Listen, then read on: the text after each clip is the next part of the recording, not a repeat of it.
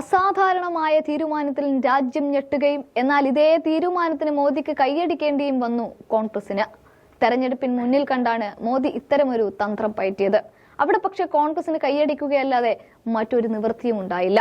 ഫെബ്രുവരി 3-ന് ഇതുപോലെ ഒരു പ്രഖ്യാപനം നടത്തി BJP-ക്കകത്തുള്ളവരെ തന്നെ മോദി ഞെട്ടിച്ചതിന് പിന്നാലെയാണ് ഇതുകൂടി പ്രഖ്യാപിക്കുന്നത്.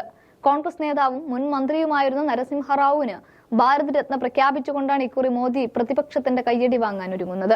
അദ്ദേഹത്തോടൊപ്പം തന്നെ മുൻ പ്രധാനമന്ത്രിയായ ചൗധരി ചരൺ സിംഗിനും ഹരിത വിപ്ലവത്തിന്റെ പിതാവ് MS സ്വാമിനാഥനും രാജ്യത്തിന്റെ പരമോന്നത ബഹുമതിയായ ഭാരത് രത്നയിൽ ഉൾപ്പെട്ടിട്ടുണ്ട്.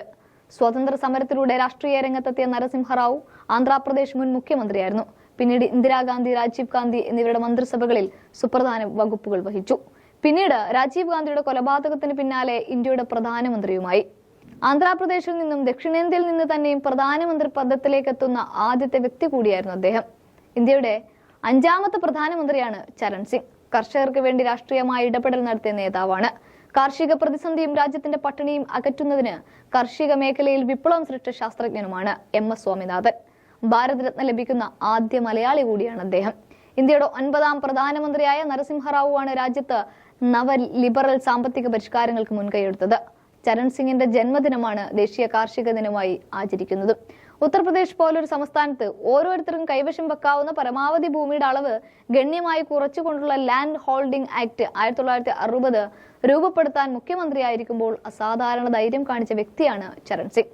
രാഷ്ട്രീയമായി മാത്രമായിരുന്നില്ല, വൈജ്ഞാനികമായും കർഷക വിഷയങ്ങളിൽ ചൗധരി ചരൺ സിംഗ് അഭിസംബോധന ചെയ്തിരുന്നു.